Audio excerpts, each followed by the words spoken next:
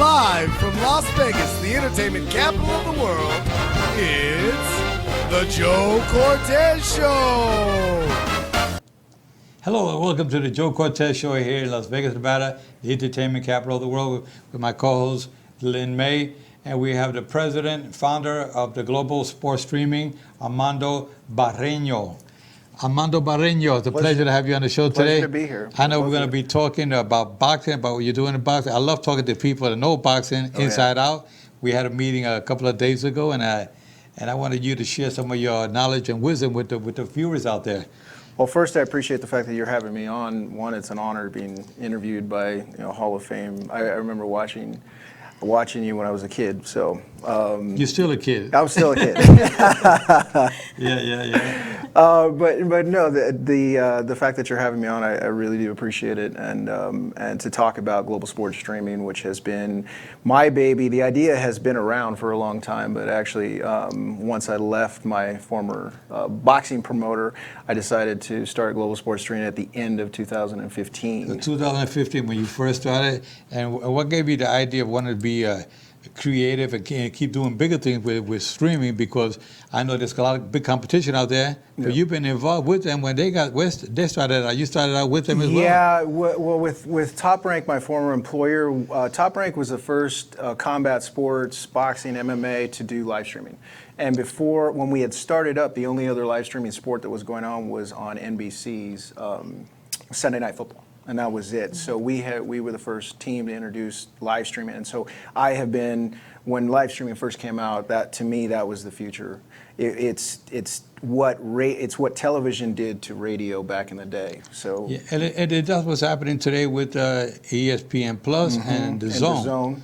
Okay, they're doing that, and you're right in the same area with them, because you kind of like help them create to where they are today. Yeah, basically, Top Rank gets all the credit for this. Obviously, they're the ones that financed it and put their beliefs behind it. But essentially, they were the company itself was reaching new territory and taking risks that these large corporations are just now taking.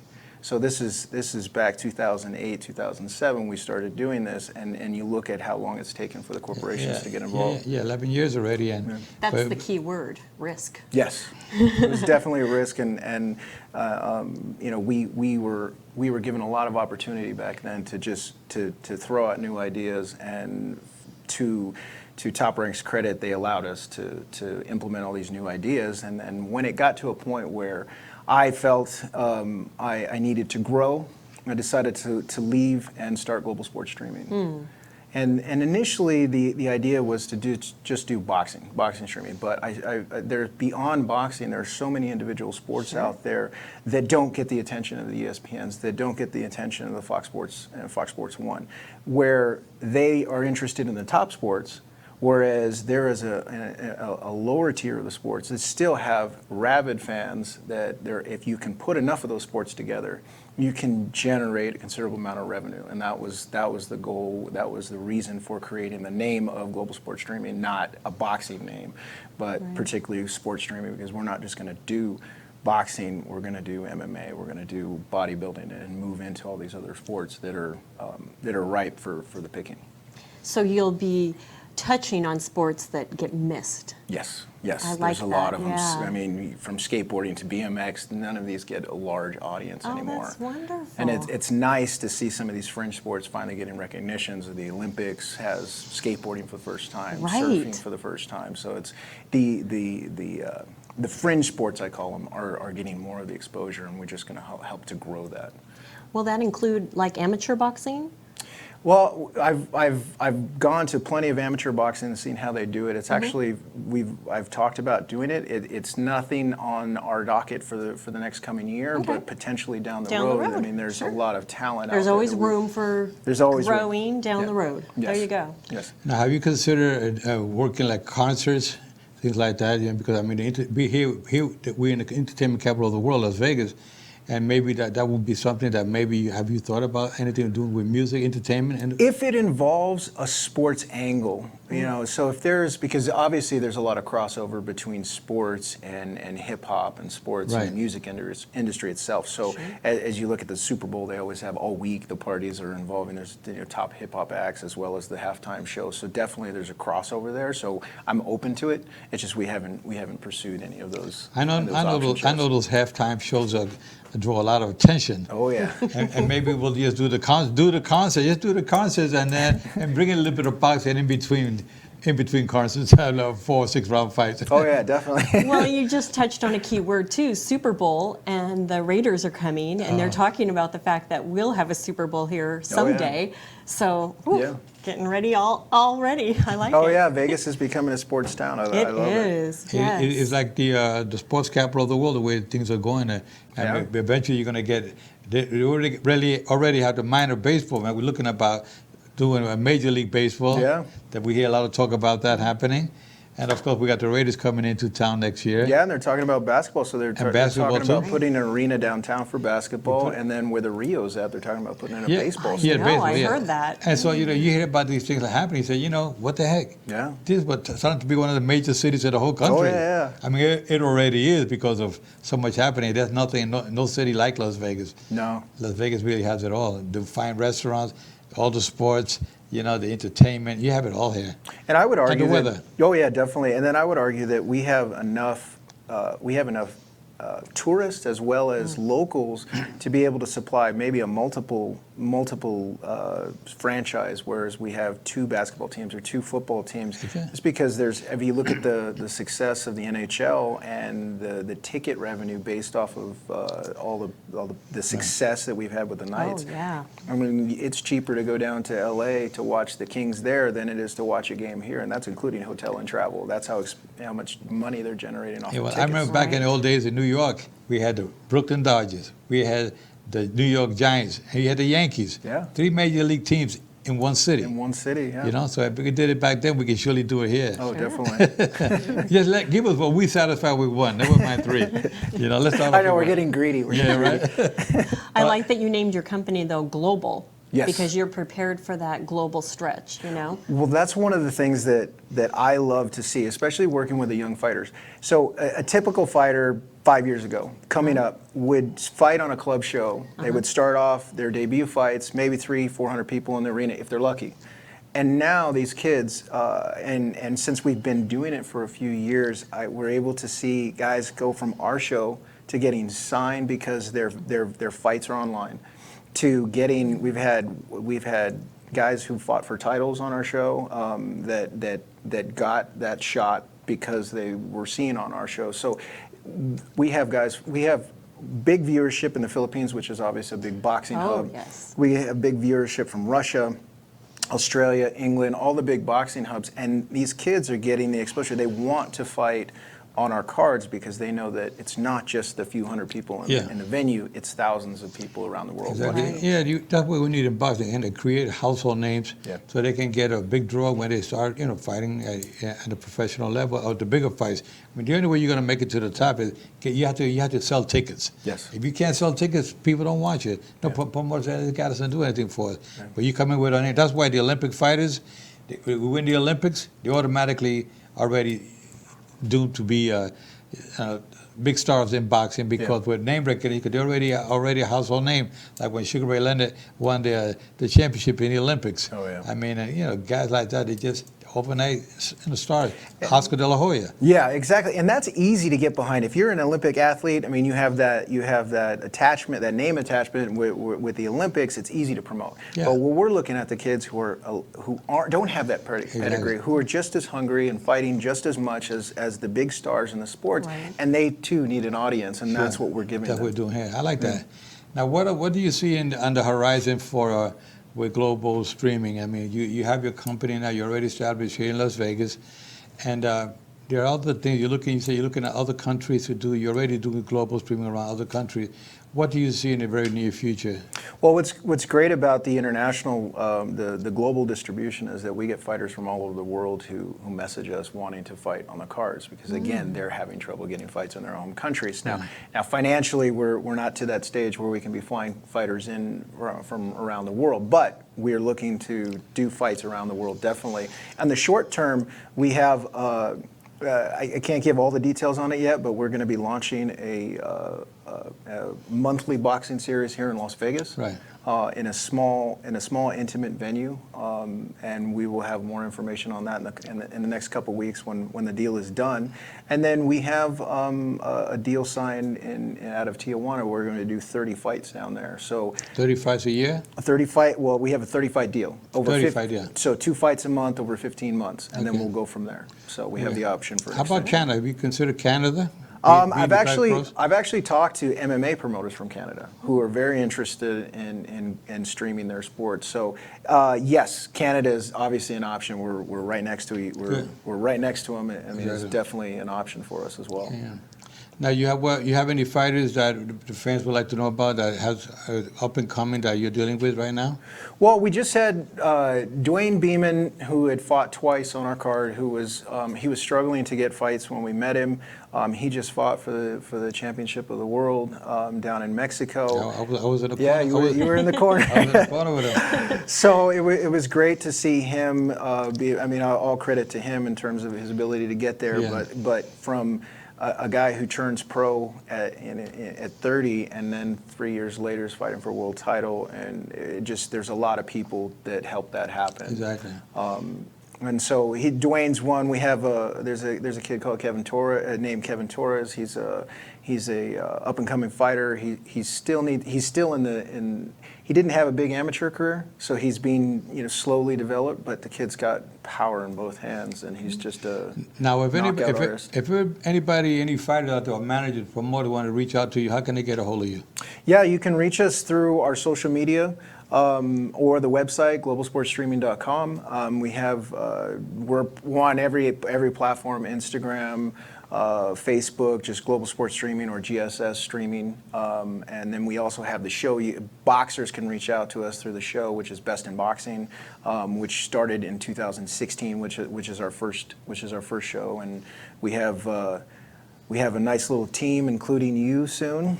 As far as the broadcast team goes, and we're going to be working on putting together a nice package so that people can be drawn in by not just our announcers, but obviously the fighters. We're putting an entire package together, which will be released soon. We're excited to release that. So, if a boxer, if they weren't watching our show, how do they find out about you? I mean, I know that you just gave us the website, but what is the way that people are learning about your... We have a deal with Fight Hub TV, which is the largest boxing YouTube channel, as well as the second largest MMA independent. Okay. And so they have, I think, almost 700,000. They seem to grow. Yeah, subscribers every. They grow monthly. So we have a deal with them, and we broadcast the fights on Fight Hub. Beautiful. So it's a good reach. We do get a big bump every time we have a broadcast from Marcus Villegas, who's the owner of Fight Hub, who's been a great supporter of ours. Good friend. Good friend. Yeah, yes. Really good guy.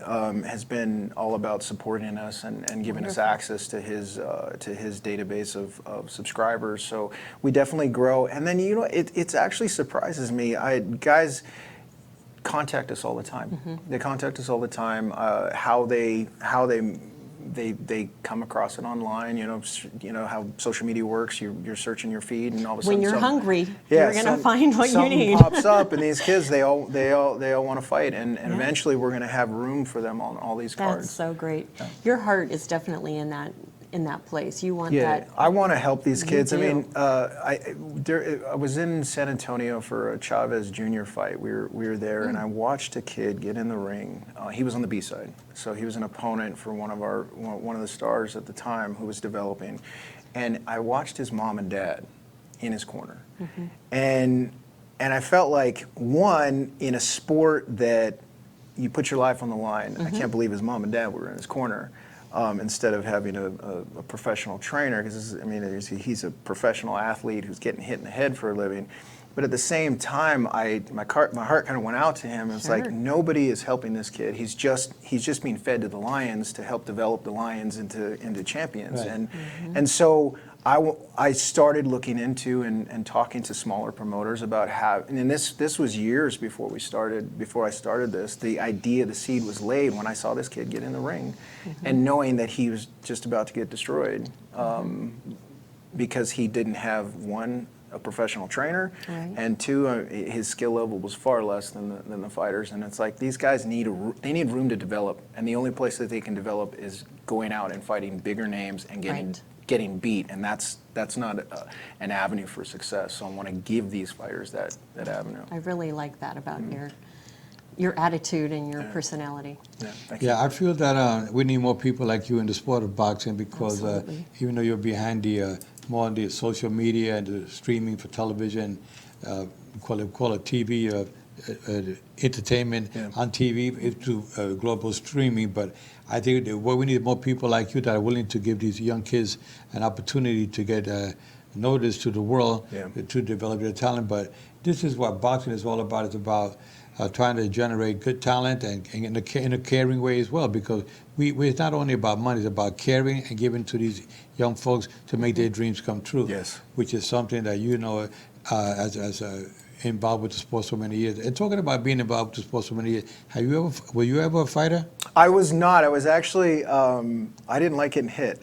I'd actually been approached at one point when I was younger by a trainer, because I was just screwing around on the bag, and he's like, hey, do you want to train? And I was diehard soccer player, and so that was my. So how do you get hooked up to the boxing and this and so much that you're so much involved now, like 100%? I always loved boxing, so that's one of my first memories with my father, was watching fights in the 80s.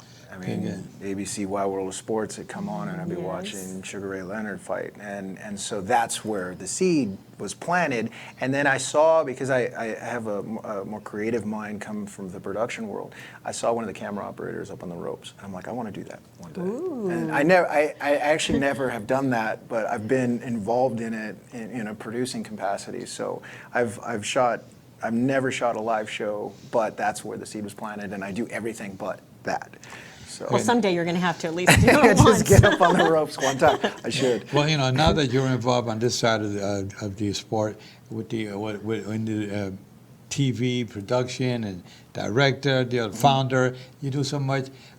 How can you enhance the sport of boxing or social media streaming that you're doing now? How can you make it better? What do you see to improve? I know you guys got something good going, but what do you see in the horizon, something that can be better, not only for yourself, but for the fans out there, for the world of sports? I think what we're going to be doing is one of the major issues that I feel in the sport today is that the top fighters don't fight each other. It's always one of those where there's always excuses and never the fights that we get. And unfortunately for these fighters, yes, they're making good money, but at the same time, legacy to me would be important if I was a fighter. I want someone to remember me 50 years from now for being a great fighter if I was a fighter, and taking the tough fights. And so from our perspective, what we want to do with global sports streaming is be able to give fans the fights that they want. And that means working with younger fighters. So this is going to it's going to take years to develop into this, because obviously all the top fighters are taken up by the promoters already. But we have young fighters that we can sign to broadcasting contracts and let them know ahead of time that, hey, you're going to be a part of our brand, and that you're going to continue to fight with us, but it's not going to be a cakewalk in terms of, hey, we're going to put you up against the garbage men.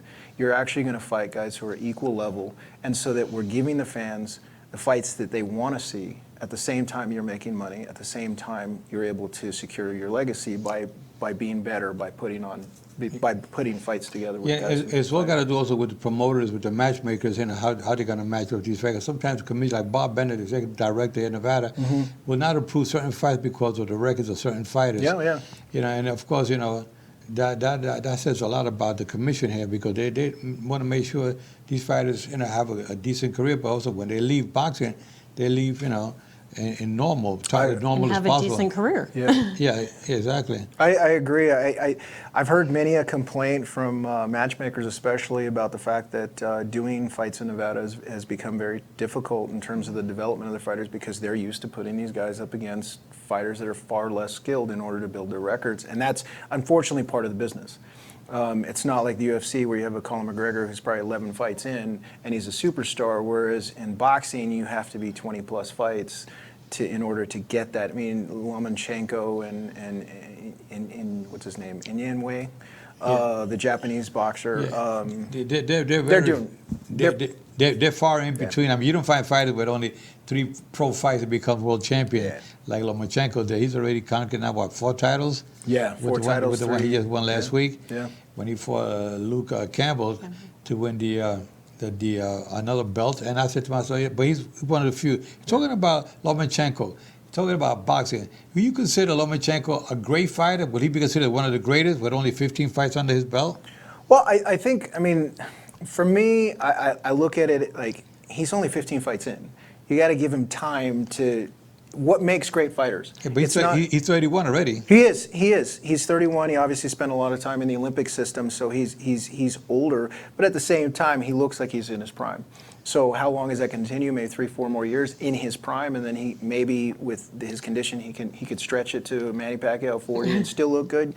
You don't know. Maybe, but honestly, it's legacy to me. It's the fights that we all want to see that will make him. I want to see him against great fighters like Mikey Garcia, like Gervonta Davis. Fighters like that. Show me something, that you beat guys with big recognition, guys that can really fight, and not these guys like Luke Campbell, who's a mediocre type of a fighter. I would say he's a B fighter. Yeah. He was not an A fighter.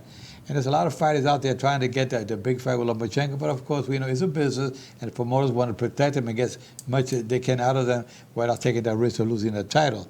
Yeah, and the guy, so you mentioned Davis. I mean, Davis to me is one of the most protected fighters in boxing. Unfortunately, I haven't seen him fight anybody that's not coming up in weight and that has a championship caliber or that A-level caliber that we're looking for. I mean, he's an amazing talent. But at some point, they got to put him up against somebody who will actually give him a challenge. And I don't think, if I was his promoter and the way he's been promoted, I don't think I would put him in front of Lomachenko as his first big test. He needs someone to develop with. We have young talent. We also have another young talented fighter, Teofimo Lopez, who's also promoted by Bar Arum. Yeah. Bar Arum has Lomachenko as well, right? Yeah, I mean, Teofimo, obviously, his development path is a little longer. Because obviously Lomachenko just has that Olympic pedigree, but he's someone where I have a ton of respect for the matchmakers over there. They're Hall of Fame matchmakers, and his last fight, he's been destroying everybody, and they finally put him in there with a guy who's gonna box him and make him show his skills. And so Teofimo, as a knockout artist, yeah, he's beautiful to watch. The guy is an animal in the ring, but the first time they put him up against somebody who was difficult, and we could actually see his skills. So his skill level is there. He was patient. He showed the maturity, and now with that test, he's probably ready to to get a belt. Well, he's trying to get Kami for the belt. Yeah. And if he beats Kami, then what happens after that? Would you think he would be ready to be a next challenger for Lomachenko? I would love to see it. I would love to see it. I would love to see the Mikey Garcia fight first. Right. But will that happen? I'm not sure. I mean, Bob's last interview I saw on this topic, he said he was open to doing the fight. So that would be a good thing to do. Get him to fight.